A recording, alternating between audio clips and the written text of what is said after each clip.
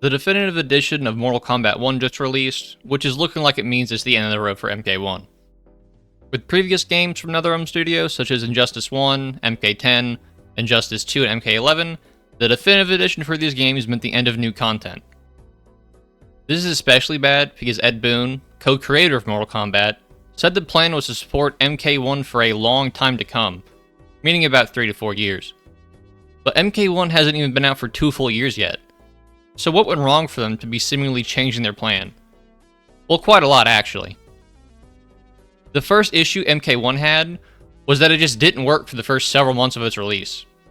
I played on the PC port, so my issues were especially bad because PC ports are always broken for some reason.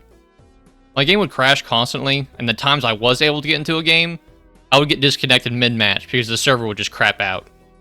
Even worse, this would count as a loss and I would lose elo. Crossplay wasn't available on release either, and it took them 5 months to add it, which I don't even know how you don't have crossplay day one in a modern day fighting game. Even the Power Rangers game, a game that came out in 2019, 4 years before MK1, has crossplay between every single system. The game was also riddled with bugs, with one especially egregious bug where player 1 could do combos that player 2 couldn't. I don't even have anything to say about this, but like, for real dude, like how does that happen? Keep in mind, this was a $70 game, and the premium edition was $110. Imagine spending $110 on a game just for it to have these problems. This is just my theory, but this game was very obviously rushed and released way too soon, and I think it's because of the Suicide Squad game. Suicide Squad was delayed multiple times. You know, it was supposed to come out in 2022, but then was delayed and set to release in May of 2023, before being delayed again to February of 2024. Mortal Kombat 1's release date was announced in May of 2023, which doesn't feel like much of a coincidence if you ask me. If you don't know, Warner Brothers is involved with both Mortal Kombat and Suicide Squad, because it's all DC properties. So it seems to me that since Suicide Squad got delayed for so long, the shareholders or executives or whoever at Warner Brothers that makes those decisions thought, well, we need to release something. Let's just release MK1. This could be totally wrong, but that's just my thoughts on it. Mortal Kombat's fanbase has always leaned more toward the casual side, and MK1's casual content is just bad. The towers are fine, I guess, but the invasion mode is just the most boring slop of a game mode I've ever played. You just walk along a grid and fight CPUs that feel like they're stuck on level 1. Like, I swear, you could make it through every fight in Invasions just by spamming Light Punch. It's so boring.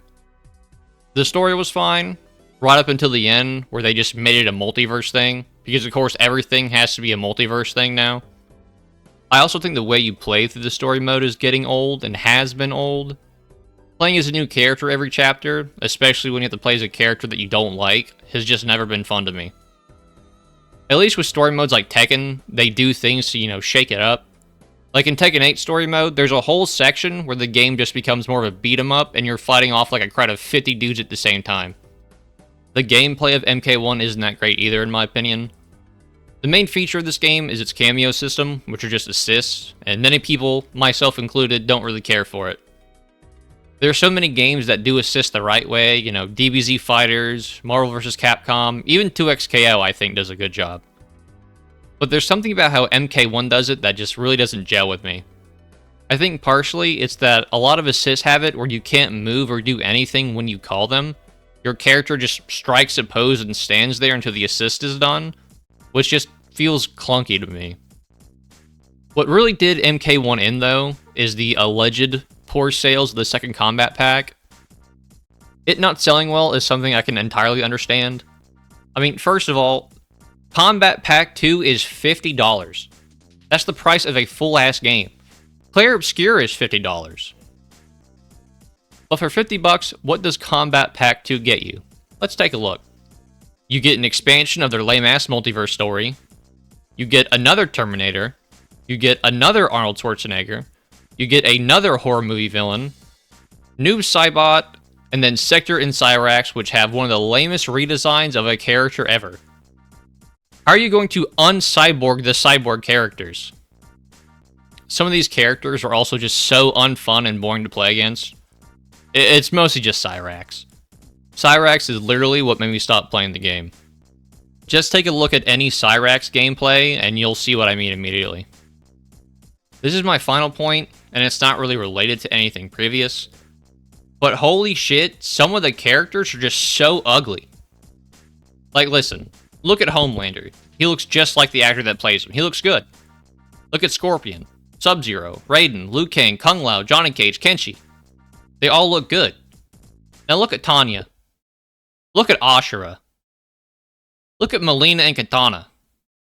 Look at Sector and Cyrax. Like, if you were the face model for a character, and in real life you look like this, but in-game they turned you to this, like, would you not be kind of insulted? You know? Like, holy crap, man. That's all of my input on the situation, though. You know, let me know what you guys thought of MK1, or what you're hoping for next from the MK franchise. I really just want them to make MK10 again. That's all I really want, but I don't think I'm ever gonna get that, so...